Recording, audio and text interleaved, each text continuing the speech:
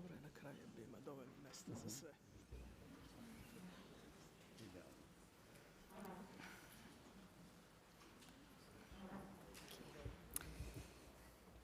Dear representatives from the European Research Council, representatives from delegation of the EU to Republic of Serbia, from the Ministry of Education, Science and Technological Development and other institutions, dear ladies and gentlemen, it is my great pleasure and honor to welcome you all to the Rectorate of the University of Belgrade. At the same time, I would like to thank you for taking time to join us. Due to the high interest for this event, live streaming is enabled. This event is organized with the aim of raising awareness among relevant national stakeholders on the activities of ERC, showing the possible opportunities for future collaboration and to discuss on the best possible ways of supporting outstanding scientists in order to help them apply successfully for ERC grants. I wish you a successful working day, and I'm sure that there will be many interesting things to hear and to discuss. So, without further delay, it is my honor to give the floor to Mr. Vladimir Popović, State Secretary in the Ministry of Education, Science and Technological Development, to welcome you all.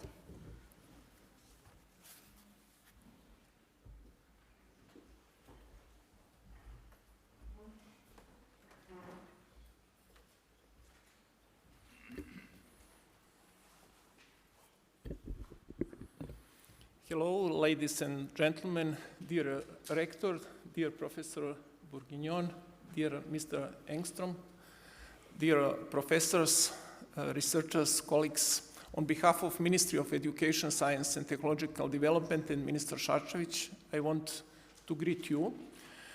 This event will happen in the right time, because when you look our newspapers, activities in communities, every day we have one or few articles about Shanghai List citations, excellent in science, and so on. Because of that, this event is very important for our community. When you look our complete production in area of research papers, we are pretty good. But when you look excellence of our paper, impact factor, papers in nature, science, and so on, we are not so good at this moment. And because of that, we want to increase our influence in that area.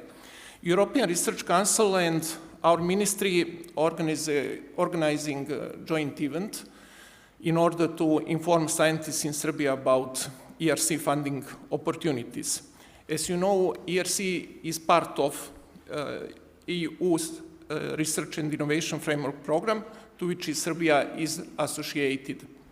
At this moment, we agreed budget about, when we talk about Horizon 2020, about 88.35 million euros. We are satisfied with that fact, because it's a good fact, good number for our community. When we compare with similar countries, we are very good in that area. Important part of that sum is teaming project Antares, but other projects are so good. Also, we have only 2 ERC grants at this moment. It's one of the lowest result in Europe, and because of that, we organize this event to enhance our part in ERC grants.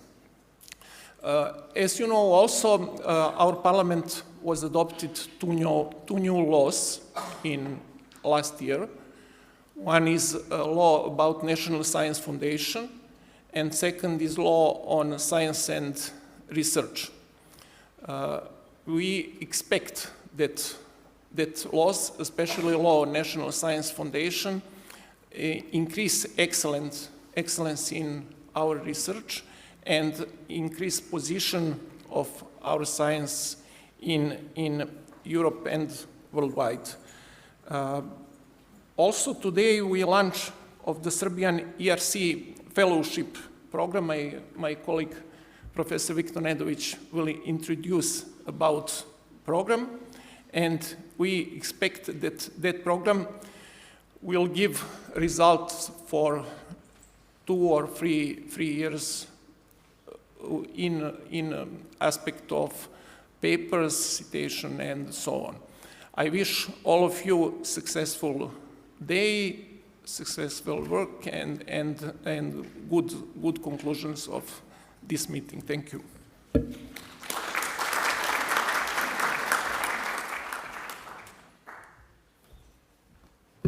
Thank you, Mr. Popović. Now it is my honor to give the floor to Mr. Ingve Engström, Head of Cooperation in EU Delegation to the Republic of Serbia, to welcome us. Please, Mr. Engström.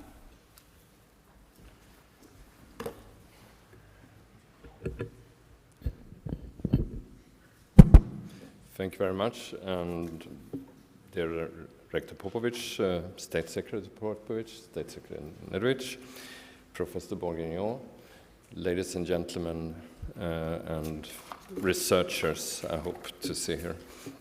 It's really my pleasure to be here today and have an opportunity to promote also the EU funding opportunities that has been opened for Serbian researchers through the European Research Council.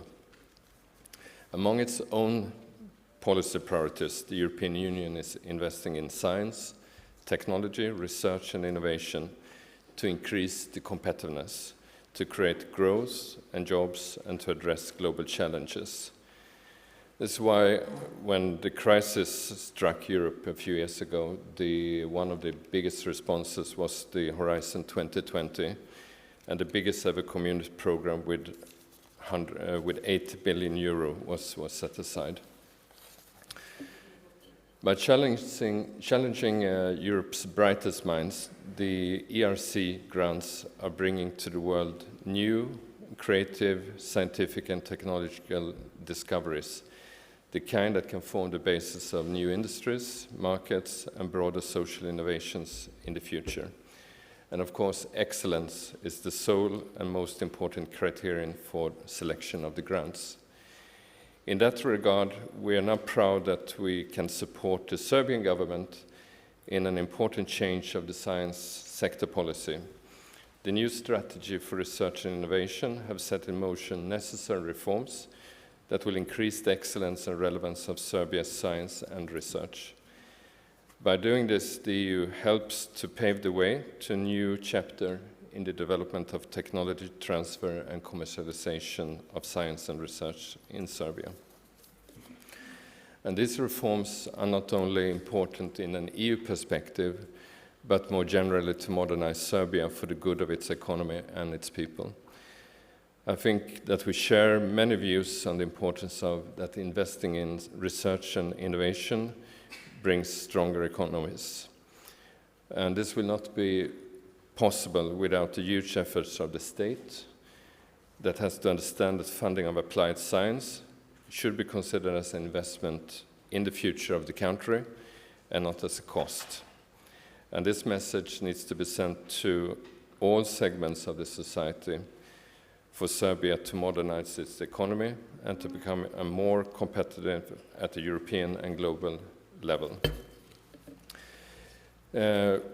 This is important also for our cooperation with Serbia, and over the period where the EU has invested funding in Serbia, there are several hundred millions of the total 3 billion of funding that has gone into to Serbia. That has gone directly to the competitiveness sector. And at least, I would say, 100 million has gone in directly to the innovation, research and development, both through the Innovation Fund, but also through sponsoring the participation in the Horizon 2020. So that's very high on our agenda, and we're planning to do more, and that's why in our current programming, of more than 80 to 90 million is going to competitiveness, and we also will invest 30 million euro into the new science fund. So this is something that we strongly believe in to show that we believe in this change and that it's a good use of EU funding. And we're sure that this will help Serbian researchers and scientists to search for the new solutions and ideas that will help Serbia at the global level. We have achieved a lot, but we're only at the beginning of this exciting journey, and many opportunities remains to be seized. And this is why this event today is very important to understand better the opportunities that exist for Serbia on its way to the European Union. Because this funding is also not earmarked for any country, so the better research comes from Serbia, the more funding can also be given. And I'm sure that all of you understand this potential of the budget available for the ideas and that you will not miss the unique opportunity to participate in this challenge. And the EU will certainly remain your best partner to support this process, and will continue to encourage the economic and other development in Serbia. So I wish you a lot of success in your applications for the ERC grants. Thank you very much.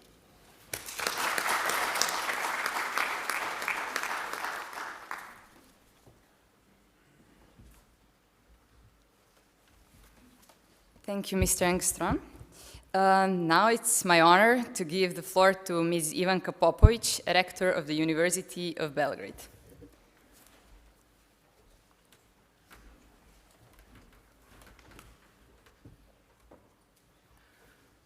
Good morning, dear colleagues. It's my pleasure to welcome you to the University of Belgrade, to your home.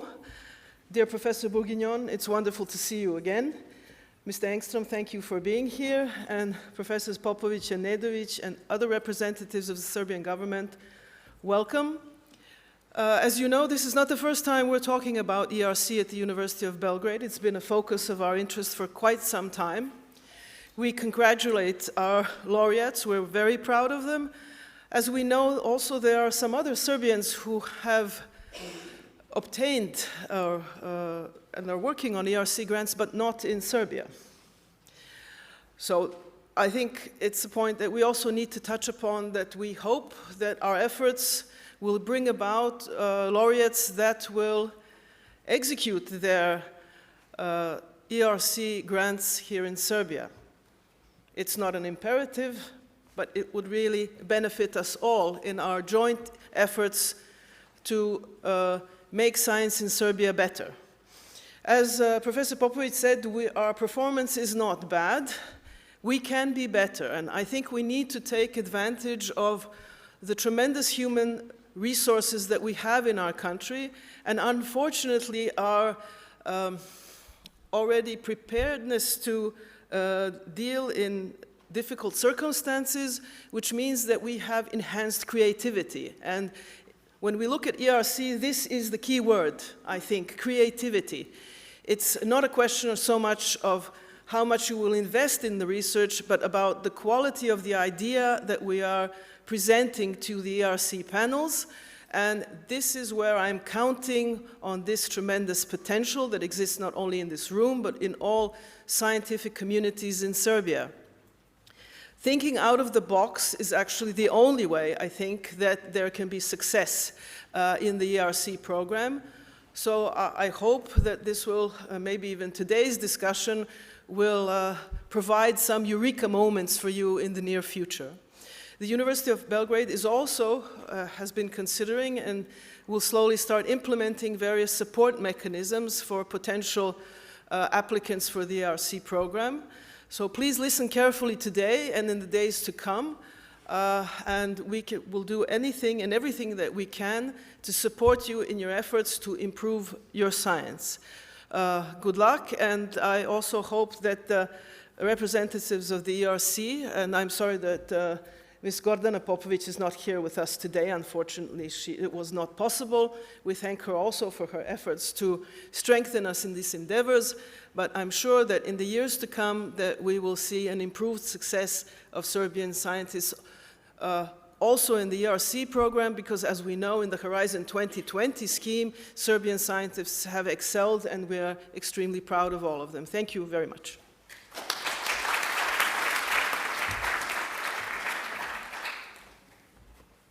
Thank you, Ms. Popovic. We are moving on the working part of the day, starting with the presentation of Mr. Žan-Pjer Burginjon, the President of the European Research Council. And after him, we are continuing with the presentation from Mr. Andrej Jajščik, ERC Scientific Council member. Please, Mr. Burginjon, the floor is yours.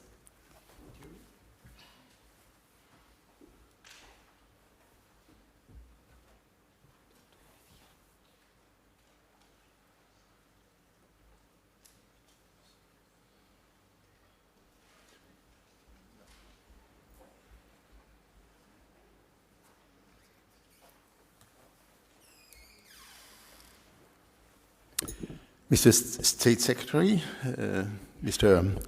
Viktor Nektovic, Rector Popovic, distinguished guests and colleagues from the university and also from other research institutes here in Serbia. For me, it's a great pleasure to be here again, to have the opportunity of presenting the European Research Council and hoping, as Mrs. Popovic just said, that really Serbia will be making good progress in being successful at the European Research Council. So you will hear 3 different presentations on ERC with different purposes. Mine will be quite general and also a little bit about the future, how things should develop. My colleague Andrej from the Scientific Council will be more specific about ERC. And Elena Volpi, who is in charge of the widening participation working group in the Research Council, will give you some more practical detail on how to apply and so on. So bear with me in the sense what I'm going to say will be reasonably general statements on the ERC. So the first point that we should never forget is that to get the ERC going was not obvious. So most of you are scientists, and you know sometimes one has to be patient. That is, the solution doesn't come the next day. The first time I heard about ERC was 1995. I was at that time president of the European Mathematical Society. And at that time, it was really a dream that maybe the EU could be financing a program like the ERC. At that time, it was not so easy because actually research was not a shared responsibility of the European Union, and therefore the treaties didn't allow to support individual grants. So it took a long time, and as you know, ERC was born in 2007, to get over this difficulty, that is to change the treaty, and the Lisbon Treaty has been providing this, but also to get a framework to get it work in the right way.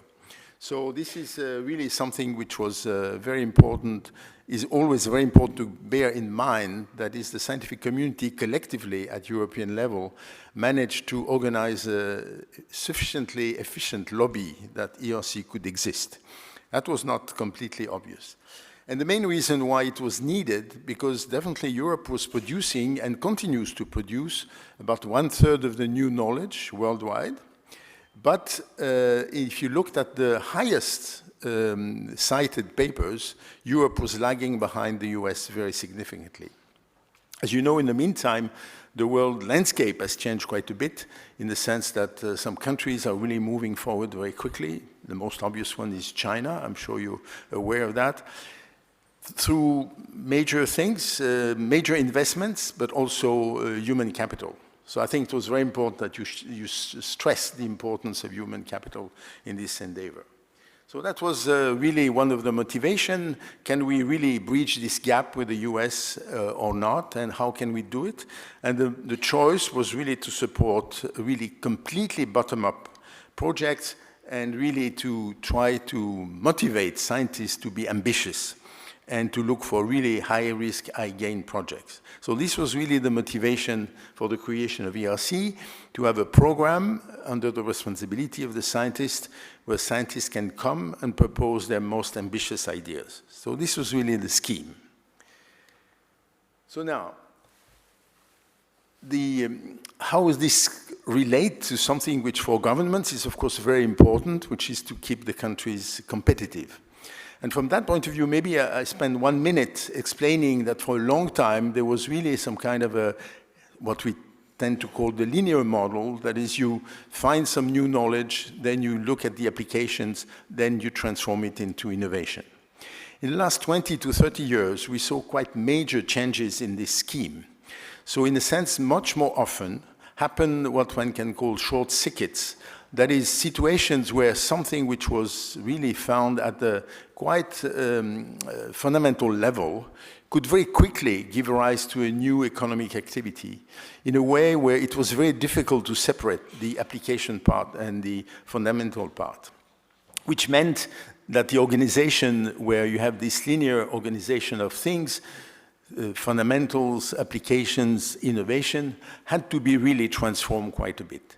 And this was recognized in several documents. The one I'm showing here is the one on the OECD, where definitely you have to look at the way innovation develops in a quite different way. And this is also one good reason to organize the way research is supported in a different way. In the context of ERC, the way we have addressed that is quite simple. We don't want to discriminate between fundamental and basic research or even technological research. We just want to call it frontier research. That is, we definitely want to look at what are the new discoveries in any area which could actually make really a big difference. And so this is what we call frontier research, and frontier says really what it says, that we are not looking for just incremental things. We really want that people come up with quite really ambitious ideas so that actually we can try and finance them. And we feel, and I think now we have a very good example after 12 years of existence of ERC, that this indeed has been delivering. So a good example of this, if you look at, we are doing, the Scientific Council decided to have a study, what we call an ex post evaluation. That is, when the project is finished, we wait 2 years and we try to see what has been the impact. First, the scientific impact, but also more generally the economic impact. And one thing we found is that 20% of these projects really corresponded to breakthroughs, 50 to 60% correspond to major scientific advance. And if you look at the ones having the most impact, interdisciplinary projects are the ones which have had the most important impact. So this was really a good illustration of this new narrative concerning how research, innovation can be linked and how is the best way to support them. So this was, yes, so, sorry. So this was the way the ERC was set up. One very important element about ERC is the fact, as I said, it's strictly bottom-up. That is, we are not prioritizing any area. We cover all disciplines, including social science, humanities. And of course, a very major element for the European Union and the European Commission was the fact that the responsibility, very high responsibility was given to its Scientific Council. Scientific Council had the full responsibility of deciding how to spend the money and at the same time how to organize the evaluation. Of course, we can do that only because we are supported by an agency which really provides the support. And I think working with the agency day after day, I can really measure its efficiency. And from that point of view, the motivation of the people who created ERC has been kept. And therefore, we are very pleased that in terms of management, the ERC is also a very good example. So as I said, under the responsibility of the European Commission, ERC has been developing, and with, as I said, the Scientific Council being given very specific responsibilities and the support of the agency which manages the ERC. Scientific Council is composed of 22 scientists, and it's regularly renovated in the sense that people have a mandate of a certain time, and then some new people are coming. We're in a period where the Scientific Council will be changing quite a bit. For myself, I'm finishing my term at the end of this year after 6 years of service, and then some other successor has already been chosen and will take over on the 1st of January. And also in the same way, we have at the 1st of January next year, we'll have 8 members who are new members of the Scientific Council. Many fields are represented, people coming from many different backgrounds, and I'm sure Andrei maybe will speak about that. It means a lot of work. So I'm very grateful for my colleagues from the Scientific Council for their dedication. So the schemes which have been produced by the Scientific Council are very simple. And so I show you the very basic schemes, which are called starting grants, consolidated grants, advanced grants. I don't want to give you more detail because Andrei will speak about it. But the point I want to make here, there are 2 points I want to make here. The first one is the fact that why did we divide this call into 3 different calls? Mainly because we wanted to have an evaluation where really the panels who are evaluating the projects really compare projects which are really at the same level of development.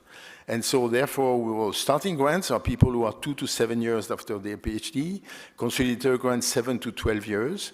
So in a sense, you compare people who are more or less comparable. Of course, if you do want to compare people 2 years of a PhD and 20 years after a PhD, it's very, very difficult. The other point I want to say is that it is a constant decision of the Scientific Council to more or less to allocate the same amounts of money for these 3 calls, which means that 2/3 of our money is going to people below 40 years of age, which of course is very important and a very significant contribution to the development of the next generation. My second point about this is the fact that we are extremely committed to making sure that enough women are applying and successfully applying to ERC. So one feature we have done for the 2 calls for which there is an upper limit, which is, as I said, 7 years after PhD or 12 years after PhD. For women having children, automatically we add 18 months per child to the upper limit.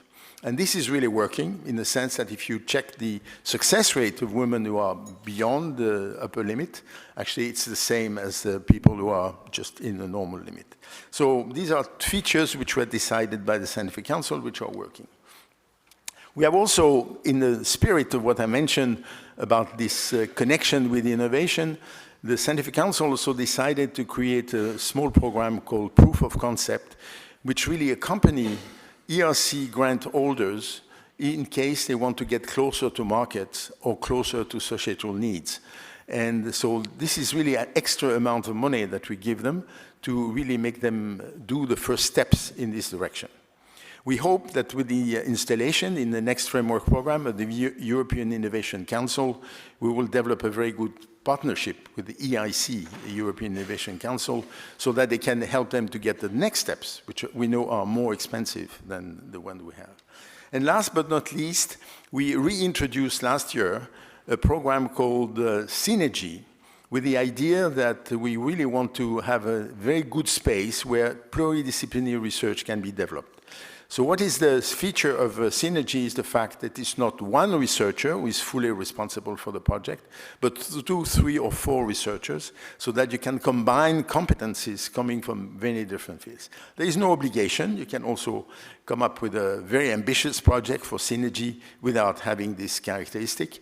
But we felt that this was a very good opportunity for people who really want to develop activities of this sort. So this is the way we have organized the evaluation. As you, looking at the title very quickly, you can see that most of them show that our panels are multidisciplinary already, but we know that pluridisciplinarity goes beyond what we have organized with this distribution. So the vision. The vision for the future is based on the comment by our present commissioner, Carlos Moedas, who has been a great supporter of ERC from his first day in office. Which is that ERC has been successful, has provided very good results, very good support to scientists. And therefore, the ambition is that for the next framework program, which will start in 2021, which will be called Horizon Europe, for which the global architecture is more or less fixed. Still, there are some negotiations with the new parliament and, of course, with the new commission, who will be nominated very soon. So we hope that indeed it will continue to develop well. One of the impacts that ERC had is beyond providing resources to researchers, has been also to really suggest or encourage or facilitate for a number of countries to adopt some structural reforms. I was just yesterday in Poland, and Poland has created a funding agency called NCN, which definitely was completely modeled after the ERC. So yesterday morning I had a good discussion with the president and the director of NCN on how we can actually learn from each other, because also they are teaching us some things because of the special situation of the country. As I said, we are moving towards the next framework program, and the Scientific Council had the so-called Padua Declaration, because that's the city in which we voted for this declaration, with 3 key words. One is continuity, which means that we feel the present structure of ERC is functional and can deliver what it was meant for. The second one is in agility, because we spotted in some areas in which we are not efficient enough, where we should have more flexibility, more agility. And last but not least is also scale up, which says clearly what it says, namely that we feel that we can use in a good way more money.